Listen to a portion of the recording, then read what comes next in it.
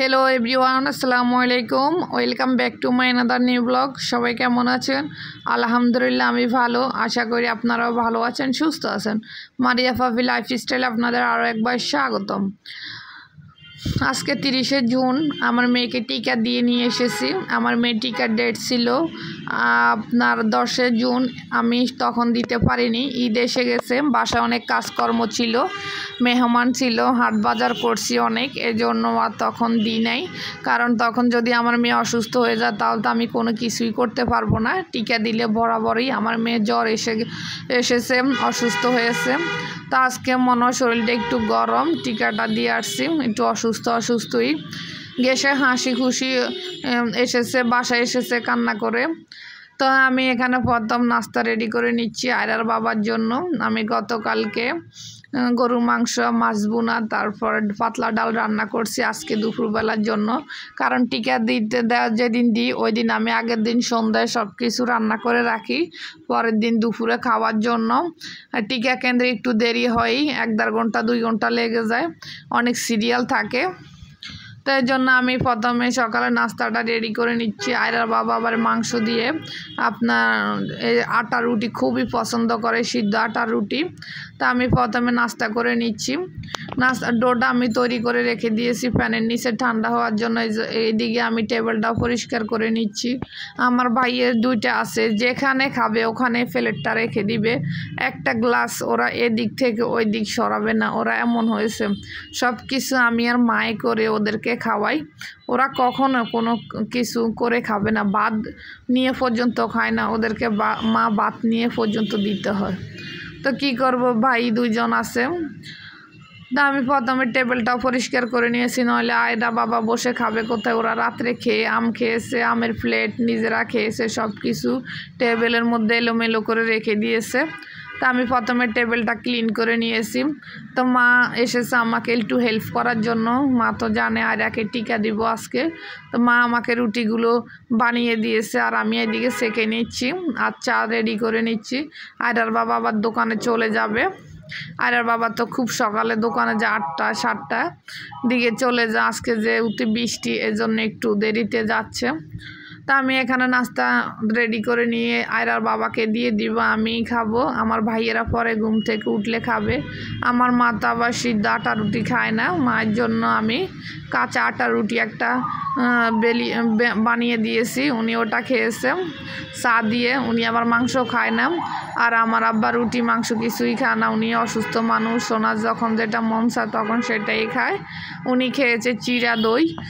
তো এদিকে আয়রার বাবাকে আমি রেডি করে দেওয়ার পর আয়রার বাবা বসে বসে খাচ্ছে, আমিও খেয়ে নিয়েছি। নেওয়ার পর আমার মেয়েকে আমি রেডি করে নিয়েছি, মেয়ে ঘুম থেকে উঠে গেছে, মেয়েকে তুলে নিয়েছি, বৃষ্টি একটু কমে গেছে।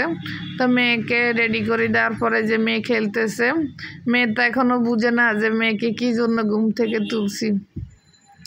এমনিতে আমরা গতকাল রাত্রের থেকে আমরা প্রচুর ভয়ে আছি, ওকে যখন টিকা দিই প্রচুর ভয়ে থাকি আমরা। তা আমার মেয়ে যখন আমি ভিডিও করি আমার মেয়ে বুঝে, আমার মেয়ে সম্মানে টাটা দিয়ে দেয়, আদর দিয়ে দেয় সবাইকে। সবাই আমার মেয়েকে দেখে মাশাআল্লাহ বলবেন। তা আমরা চলে এসেছি একটা রিক্সা নিয়ে, আমাদের বাসা থেকে আজিমপুর মেটানিতে আসছে 40 টাকা রিক্সা ভাড়া লাগে। তা আমি আর মা চলে এসেছি, আমাদের টিকার কার্ড জমা দিচ্ছি কিন্তু ওনারা নিতেছে না, আমাদের একটু সময় লাগবে, কারণ আমার মেয়ে তো 15 মাসের যারা তাদেরকে একটু পরেই দিবে, আর যারা 15 মাসের নিচে তাদেরকে আগেই দিয়েছে ওনারা। অনেক ঝামেলা টিকা দিতে আসলে।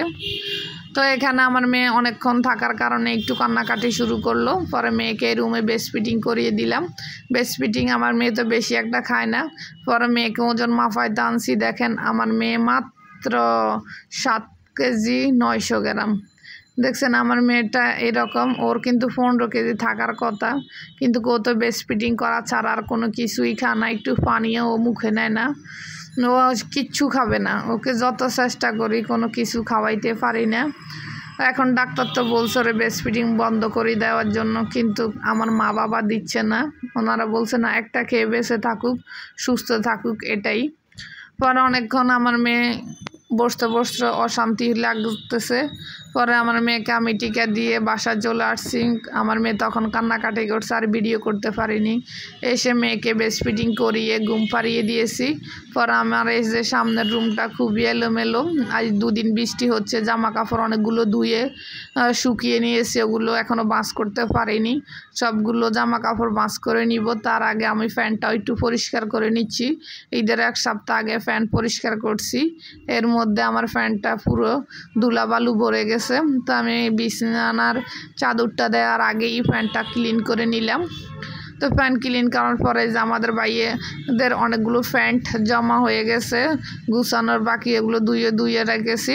পরে জারটা সেখানে আমি বাস করে করে রেখেছি, কারণ ওরা তো একটু কোনো কাজই করবে না, আমার উপরে সব ছেড়ে দিয়েছে। সব কিছু আমি আর মায়ে ওদেরকে করেই দেওয়া লাগে।